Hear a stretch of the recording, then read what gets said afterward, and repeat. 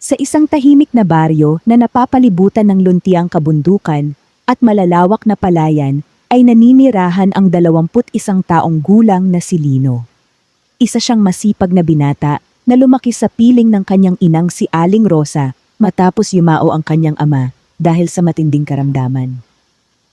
Mahirap ang kanilang buhay. Ang maliit nilang kubo ay yari lamang sa kawayan at pawid. Kapag umuulan ng malakas, tumutulo ang bubong at kinakailangan nilang magsalok ng tubig gamit ang mga lumang timba at palanggana. Sa kabila ng lahat, hindi kailanman nawala ang ngiti sa labi ni Lino. Naniniwala siyang may araw ding magbabago ang kanilang kapalaran. Tuwing madaling araw ay nagtutungo siya sa palayan upang magtrabaho bilang tagatanim at tag-aani. Maliit lamang ang kanyang kinikita, ngunit sapat na iyon upang may maihain silang kanin at gulay sa hapag. Isang hapon, matapos ang maghapong pagtatrabaho, napansin niyang tila may kakaibang kumikislap sa isang bahagi ng pilapil. Lumapit siya upang tingnan iyon. Sa gitna ng makapal na damo ay nakita niya ang isang maliit na palakang kulay luntian. Ngunit hindi ito pangkaraniwan. Ang mga mata nito ay tila kumikislap na parang mga bituin. At sa likod nito ay may munting gintong guhit na nagniningning sa ilalim ng sinag ng papalubog na araw. Tahimik lamang itong nakatingin kay Lino. Ngumiti ang binata. "Dito ka lang pala. Halika." Maingat niyang inabot ang palaka upang ilipat ito sa isang bahagi ng palayan na hindi madaanan ng mga kalabaw. Ngunit bago pa niya ito maibaba, ay biglang nagsalita ang isang matandang lalaki mula sa likuran. "Huwag mo siyang sasaktan." Napalingon si Lino. Isang matandang nakasuot ng kupas na salakot at may hawak na tungkod ang nakatayo roon. "Naku po, hindi ko po siya sasaktan," magalang na sagot ni Lino. Ngumiti ang matanda. Kaunti na lamang ang mga taong may mabuting puso. Bago pa makapagtanong si Lino, ay dahan-dahang lumakad ang matanda hanggang sa mawala sa likod ng matataas na puno. Nagtaka siya. Wala man lamang bakas ng yapak ang matanda sa maputik na lupa. Nang muli niyang tingnan ang palaka, ay tila nakatitig lamang ito sa kanya. Maingat niya itong inilagay sa tabi ng isang maliit na sapa. Akala niya ay tapos na ang kakaibang pangyayaring iyon. Ngunit kinabukasan ay nagsimula ang mga himala. Habang nag-aararo ang may-ari ng bukid, ay may nakita silang malaking banga sa ilalim ng lupa. Nang buksan iyon ay puno pala ng lumang pilak na barya. Laking tuwa ng may-ari. Dahil si Lino ang unang nakakita sa lugar na iyon, binigyan siya ng malaking gantimpala. Hindi makapaniwala ang binata. Sa unang pagkakataon ay nakabili siya ng sapat na bigas, gamot para sa kanyang ina, at bagong bubong para sa kanilang kubo. Napansin niyang mula nang makita niya ang kakaibang palaka, ay tila sunod-sunod ang magandang nangyayari. Hindi niya iyon masyadong inisip. Ngunit makalipas ang ilang araw, ay muli niyang nakita ang parehong palaka. Nasa harap ito ng kanilang bahay. Tahimik lamang itong nakaupo. Lumapit si Lino. "Ikaw na naman." Tumalon ang palaka at huminto sa tabi ng isang lumang puno ng mangga. Nang sundan iyon ni Lino ay napansin niyang may nakabaong maliit na kahon sa ilalim ng puno. Hinukay niya iyon. Sa loob ay may mga lumang titulo ng lupa. Nalaman niyang ang lupang matagal nang inaangkin ng isang mayamang negosyante ay tunay palang pag-aari noon ng kanyang ama. Sa tulong ng mga dokumentong iyon, ay naibalik sa kanila ang maliit na lupang matagal nang nawala. Labis ang pasasalamat ni Aling Rosa. "Lino, tila talagang pinagpapala tayo." Ngunit sa kabilang dako ng baryo, ay may isang lalaking lihim na nagmamasid Si Roman. Isa siyang sakim na negosyante na nais mapasa kanya ang lahat ng lupain sa kanilang lugar. Nang marinig niyang sunod-sunod ang swerteng natatanggap ni Lino, ay nagsimula siyang maghinala. Hindi ordinaryo ang binatang iyon. Hindi niya alam na ang tunay na lihim ay ang mahiwagang palakang minsang iniligtas ni Lino. Lumipas ang ilang linggo at lalong gumanda ang buhay ni Lino. Hindi pa rin sila mayaman, ngunit hindi na rin sila nagugutom. Naayos ang kanilang kubo. Nakabili sila ng 2 kambing at ilang manok. Nakapag-umpisa rin silang magtanim sa naibalik nilang lupa. Lahat ng itinatanim ni Lino ay mabilis lumago. Mas matataba ang mga palay kaysa sa karaniwang ani ng ibang magsasaka. Maging ang mga gulay ay tila laging sariwa at malalaki. Nagtataka ang buong baryo. Isang madaling araw ay nagtungo muli si Lino sa palayan. Naroon na naman ang mahiwagang palaka. Tahimik itong nakaupo sa ibabaw ng isang bato. Ngunit sa pagkakataong iyon ay may kakaibang nangyari. Unti-unting kumislap ang buong paligid. Ang malamig na simoy ng hangin ay tila huminto. At mula sa maliit na palaka ay lumabas ang isang malumanay na tinig. Lino. Napaatras siya sa gulat. Ngunit hindi siya tumakbo. Nakinig lamang siya. Huwag kang matakot. Napansin niyang hindi gumagalaw ang bibig ng palaka, ngunit malinaw niyang naririnig ang tinig nito. Marami ng taon akong naghihintay ng taong may mabuting puso. Tahimik lamang si Lino. Ang kabutihan ay laging may kapalit na biyaya. Ikaw ang unang taong nagligtas sa akin nang walang hinihinging kapalit. Napayuko ang binata. Wala naman akong ginawa, inilipat lang kita sa ligtas na lugar. Iyon ang dahilan kung bakit karapat-dapat ka. Ipinaliwanag ng mahiwagang palaka na isa itong sinaunang tagapagbantay ng kalikasan. Hindi nito kayang pagyamanin ang isang taong sakim. Ngunit kaya nitong gabayan ang mga taong tapat, masipag, at may malasakit sa kapwa. Ang swerte ay hindi regalo. Ginagabayan lamang kita patungo sa mga pagkakataong nararapat para sa iyo. Biglang naunawaan ni Lino ang lahat. Hindi pala basta himala ang kanyang natatanggap. Ang bawat biyaya ay bunga pa rin ng kanyang pagsisikap. Nagpasalamat siya. Pangako, hindi ako magiging sakim. Ngunit habang nag-uusap sila ay may isang pares ng matang lihim na nakasilip mula sa makapal na damuhan. Si Roman. Nasaksihan niya ang kakaibang liwanag. Bagaman hindi niya narinig ang buong usapan, nakita niyang tila may pambihirang kapangyarihan ang maliit na palaka. Nanlaki ang kanyang mga mata. Iyan pala ang dahilan. Ngumisi siya. Kapag nakuha ko ang palakang iyan, magiging akin ang lahat ng kayamanan. Tahimik siyang umalis habang binubuo ang kanyang masamang balak. Samantala, walang kamalay-malay sina Lino at ang mahiwagang palaka na nagsimula na ang pinakamalaking pagsubok na kanilang haharapin. Hindi mapakali si Roman mula nang masaksihan niya ang kakaibang liwanag na nagmumula sa mahiwagang palaka. Sa kanyang isipan ay iisa lamang ang umiikot na plano, ang mahuli ang nilalang na iyon at gamitin ang kapangyarihan nito upang yumaman ng higit pa sa lahat ng tao sa kanilang baryo. Kinabukasan ay nag-utos siya sa 3 niyang tauhan. Hanapin ninyo ang palakang kulay luntian na may gintong guhit sa likod. Kahit anong mangyari, dalhin ninyo iyon sa akin. Agad silang nagtungo sa palayan. Halos buong araw nilang hinanap ang palaka, ngunit tila naglaho ito na parang hangin. Samantala, si Lino ay abala sa pagtatanim. Hindi niya alam na may mga matang nagmamasid sa bawat kilos niya. Nang dapit hapon ay muling nagpakita ang mahiwagang palaka.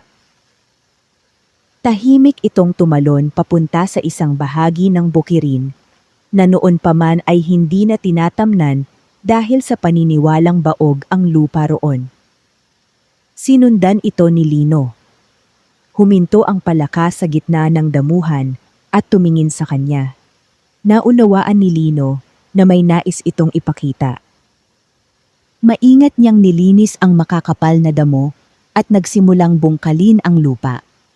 Hindi nagtagal ay tumambad ang isang malinaw na bukal ng tubig na matagal nang natabunan ng putik at ugat ng mga halaman. Labis ang kanyang pagtataka.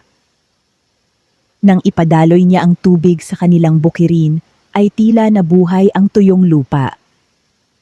Makalipas lamang ang ilang araw, ay naging luntian ang dating tigang na bahagi ng kanilang sakahan.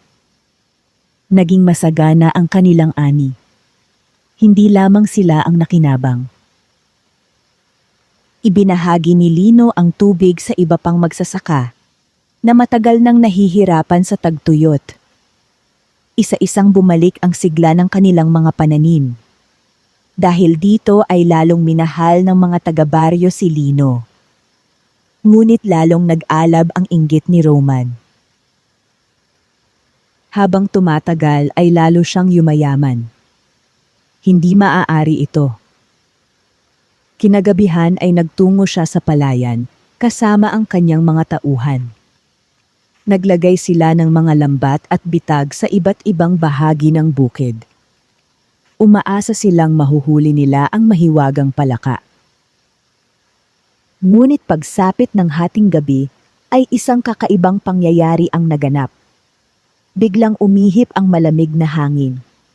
Nagliliwanag ang buong palayan dahil sa mga alitaptap na tila sabay-sabay na nagsidating. Isa-isang napatid ang mga lambat. Ang mga bitag ay kusang nagsara nang walang nahuhuli. Nagkagulo ang mga tauhan ni Roman. Sa takot ay nagsitakbuhan sila pauwi. Si Roman lamang ang naiwan. Sa kanyang harapan ay muling lumitaw ang mahiwagang palaka. Tahimik lamang itong nakatingin sa kanya. Galit na galit si Roman. Hindi ka makakatakas sa akin. Dinampot niya ang isang bato at ibinato ito. Ngunit bago pa man tumama ang bato, ay tila may hindi nakikitang puwersang nagpalihis dito. Nahulog ang bato sa putikan. Nadulas si Roman at tuluyang nalublob sa maputik na pilapil. Pag-uwi niya ay puno siya ng putik at matinding kahihiyan.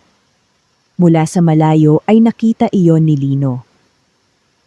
Tinulungan pa rin niya si Roman na makatayo kahit alam niyang madalas siyang pinagsasalitaan nito ng masama. Lalong nagtaka ang mahiwagang palaka. Sa kabila ng kasamaan ng matanda, pinili pa rin ni Lino ang maging mabuti. Lumipas ang ilang araw at naging masagana ang ani ng buong baryo dahil sa bagong bukal ng tubig. Masaya ang lahat. May sapat na pagkain ang bawat pamilya. Nagkaroon ng pag-asa ang mga magsasakang matagal nang nalulugi. Bilang pasasalamat ay naghanda ang mga taga-baryo ng isang simpleng salo-salo. Ngunit hindi dumalo si Roman. Sa halip ay nagtungo siya sa isang matandang albularyo na kilala sa paggawa ng mga anting-anting. Nais kong mahuli ang isang mahiwagang palaka. Napangiti ang matanda. Hindi mo mahuhuli ang isang nilalang na pinagpapala ng kabutihan kung kasakiman ang laman ng iyong puso. Hindi naniwala si Roman. Binayaran niya ang matanda upang gumawa ng isang gintong hawla. Ayon sa paniniwala niya, kapag naipasok niya sa hawla ang palaka, ay magiging kanya ang lahat ng swerte nito. Samantala, isang gabi ay muling nagpakita ang mahiwagang palaka kay Lino. Darating ang panahon na susubukin ang iyong katapatan. Tahimik na nakinig ang binata. Alalahanin mo, ang tunay na swerte ay hindi nasusukat sa dami ng ginto. Ito ay nasa kabutihang ginagawa sa kapwa. Tumango si Lino. Hinding-hindi ko kakalimutan iyon. Kinabukasan ay may dumating na isang matandang pulubi sa kanilang bahay. Payat na payat ito at halos hindi na makalakad. Bagaman kakaunti lamang ang kanilang pagkain, agad siyang pinatuloy ni Lino. Ibinigay niya ang natitira nilang mainit na kanin at ulam. Nag-alala si Aling Rosa. "Anak, paano naman tayo?" Ngumiti si Lino. "May paraan ng Diyos, hindi tayo pababayaan." Matapos kumain ay ngumiti ang matanda. "Maraming salamat." Iniabot nito ang isang maliit na supot ng mga binhi. "Itanim mo ang mga ito sa tabi ng bukal." Pagkatapos magsalita ay tahimik itong umalis. Kinabukasan ay itinanim ni Lino ang mga binhi. Makalipas lamang ang ilang linggo, ay tumubo ang mga pambihirang punong namumunga ng matatamis at mababangong prutas na hindi pa nakita ng mga taga-baryo. Maraming mga ngalakal ang dumayo upang bumili ng kanilang ani. Unti-unting umunlad ang buong baryo. Nagkaroon ng kabuhayan ang maraming pamilya. Ngunit habang lumalawak ang kasaganaan, mas lalong tumitindi ang kasakiman ni Roman. Sa kanyang bahay ay nakahanda na ang gintong hawla. Mahigpit niyang hinawakan ito habang nakangising nagsalita. "Sa susunod na magkita tayo, magiging akin ka na, mahiwagang palaka." Hindi na mapakali si Roman. Araw at gabi niyang iniisip ang mahiwagang palaka. Naniniwala siyang kapag napasakamay niya ito, ay wala nang makapipigil sa kanyang maging pinakamayamang tao sa buong lalawigan. Isang maulang gabi ay lihim siyang nagtungo sa bukal kung saan madalas makita ang mahiwagang nilalang. Bitbit niya ang gintong hawla at isang supot ng maliliit na kuliglig na inihanda bilang pain. Tahimik ang paligid. Tanging ang lagaslas ng tubig ang maririnig. Ilang sandali pa ay lumitaw ang mahiwagang palaka. Hindi ito nagmamadali. Tila alam na nito ang masamang balak ni Roman. Unti-unti itong lumapit sa gilid ng bukal. Mabilis na isinara ni Roman ang hawla. Sa unang pagkakataon ay nabihag ang mahiwagang palaka. Tumawa ng malakas si Roman. "Sa wakas, akin na ang lahat ng suwerte." Ngunit walang nangyari. Hindi kumislap ang hawla. Hindi dumami ang kanyang kayamanan. Hindi naging ginto ang mga bato sa paligid. Sa halip ay unti-unting nagdilim ang kalangitan. Lumakas ang hangin. Natuyo ang mga halaman sa paligid ng bukal. Ang malinaw na tubig ay naging mababaw. Kinabukasan ay napansin ng buong baryo na tila nawawala ang sigla ng kanilang mga pananim. Ang mga dahon ay nalalanta. Ang dating masaganang bukal ay unti-unting humihina ang agos. Labis ang pag-aalala ng mga magsasaka. Si Lino ay nagtungo agad sa bukal. Nakita niyang wala roon ang mahiwagang palaka. Sa halip ay may bakas ng paa at ilang piraso ng gintong kawad. Naramdaman niyang may masamang nangyari. Hinanap niya ang palaka sa buong maghapon, ngunit wala siyang nakita. Pagsapit ng gabi ay nagpakita sa kanyang panaginip ang matandang lalaking minsang nagbabala sa kanya. Ang kasakiman ay nagbibihag hindi lamang ng mahiwagang nilalang, kundi pati ng biyaya. Pagkagising ni Lino ay agad niyang naunawaan ang ibig sabihin nito. May kumuha sa mahiwagang palaka at alam niya kung sino lamang ang may sapat na kasakiman upang gawin iyon. Agad siyang nagtungo sa malaking bahay ni Roman. Magalang siyang kumatok. "Ano ang kailangan mo?" Malamig na tanong ni Roman. "Nais ko lamang malaman kung narito ang isang maliit na palaka." Nagkunwari ang matanda. "Wala akong alam sa sinasabi mo." Ngunit habang nagsasalita ito ay narinig ni Lino ang mahinang pagtalon mula sa loob ng bahay. Hindi siya nagkamali. Naroon ang mahiwagang palaka. Hindi siya nakipagtalo. Tahimik siyang umuwi habang iniisip kung paano niya maililigtas ang nilalang na minsang nagdala ng pag-asa sa kanilang baryo. Kinabukasan ay lalong lumala ang kalagayan ng baryo. Unti-unting natutuyo ang palayan. Nanghihina ang mga puno. Maging ang mga ibon ay tila nagsialisan. Nagtipon ang mga tao sa liwasan upang pag-usapan ang nangyayari. Marami ang natatakot na bumalik ang matinding taggutom na naranasan nila noon. Tahimik lamang si Lino. Hindi niya sinabi ang kanyang hinala kay Roman upang maiwasan ang gulo. Sa halip ay nagsimula siyang tumulong sa mga kapitbahay. Ibinahagi niya ang natitira nilang bigas. Tinulungan niya ang mga matatanda sa pagdidilig ng kanilang mga tanim. Pinakain niya ang mga batang wala nang makain.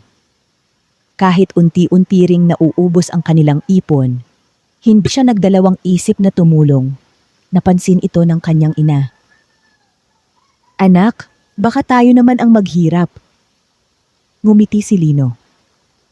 Kung magkakaisa ang lahat, walang magugutom. Samantala, sa loob ng bahay ni Roman ay nagsimula ang mga kakaibang pangyayari. Ang mga sako ng bigas ay kinakain ng mga daga. Ang mga gintong alahas ay nawawala at natatagpuan niyang nakabaon sa putik. Ang kanyang mga pananim ay nalalanta. Maging ang kanyang mga alagang hayop ay nagkakasakit. Galit na galit siya. Lumapit siya sa hawla. "Palaka, bakit hindi mo ako binibigyan ng swerte?" Tahimik lamang ang mahiwagang nilalang. Maya-maya ay nagsalita ito. "Ang swerte ay hindi maaaring ikulong." Nanlaki ang mga mata ni Roman. "Bigyan mo ako ng kayamanan." Sumagot ang palaka. "Ang taong ang puso ay puno ng kasakiman ay hindi kailanman magiging tunay na mayaman." Lalong nagalit si Roman at sinubukang ilipat ang palaka sa mas matibay na kulungan. Ngunit nang hawakan niya ang hawla ay bigla siyang nadulas at bumagsak. Nabuksan ang pinto ng kulungan. Mabilis na tumalon ang mahiwagang palaka palabas. Tumakbo ito patungo sa kagubatan. Nakita iyon ni Lino na noon ay nagkataong dumaraan malapit sa bahay. Agad niyang sinundan ang palaka hanggang makarating sila sa tabi ng dating bukal. Pagdating nila roon ay muling tumalon ang mahiwagang nilalang sa tubig. Unti-unting lumiwanag ang paligid. Bumalik ang malakas na agos ng bukal. Unti-unting naging luntian ang mga halaman. Humangin ng malamig. Nabuhay muli ang kalikasan. Lumapit ang mahiwagang palaka kay Lino.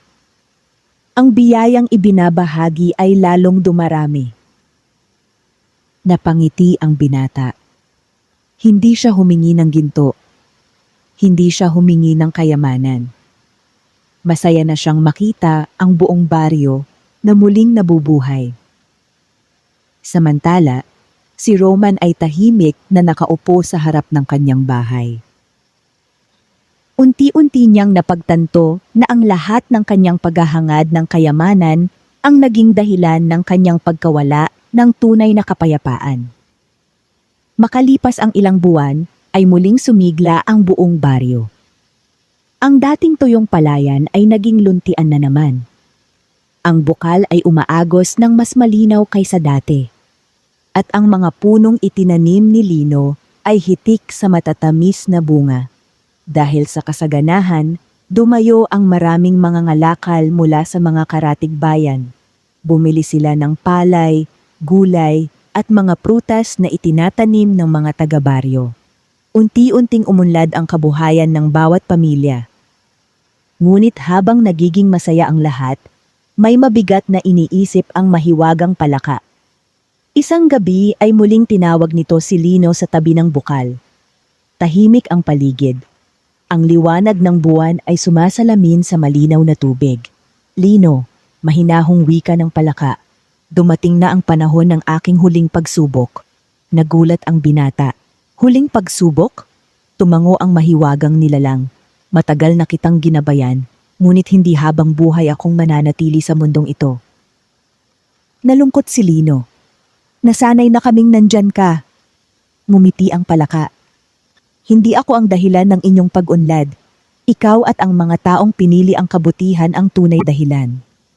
Habang nag-uusap sila ay dumating si Roman. Hindi na siya ang dating mayabang na lalaki. Payat na siya at bakas sa kanyang mukha ang matinding pagsisisi. Lumuhod siya sa harap ni Lino.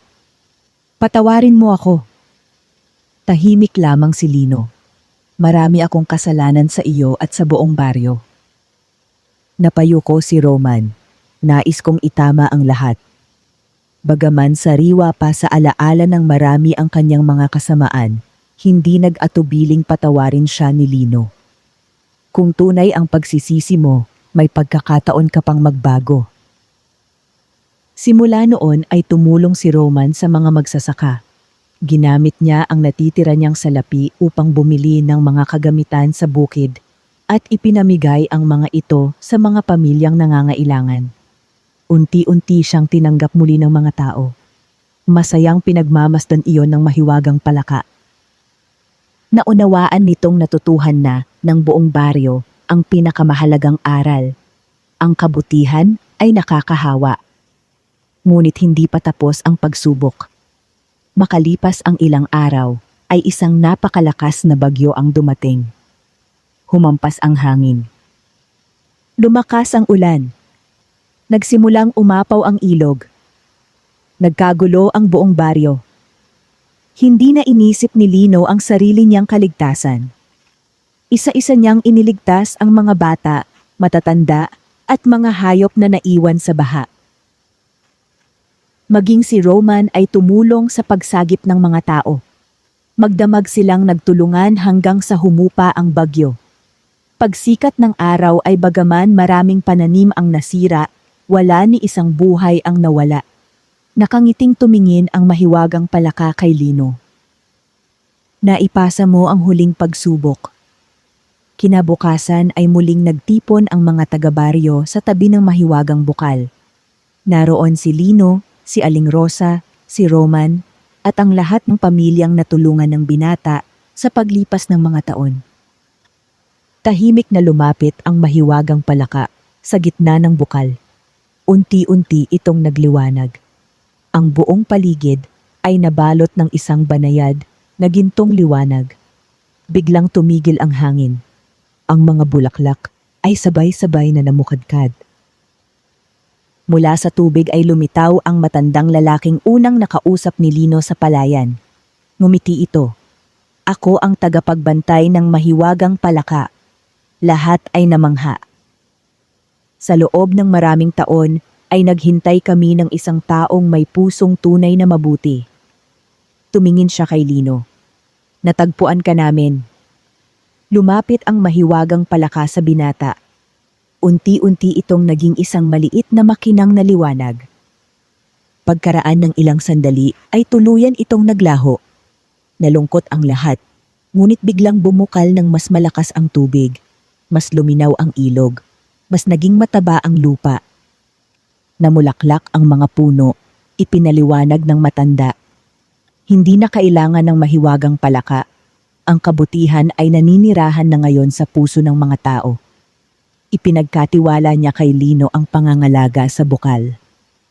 Huwag mong hayaang masira ang kalikasan, sapagkat dito nagmumula ang tunay na biyaya. Tumango si Lino. Ipinapangako kong iingatan namin ito. Mula noon ay nagtanim ang buong baryo ng libo-libong puno.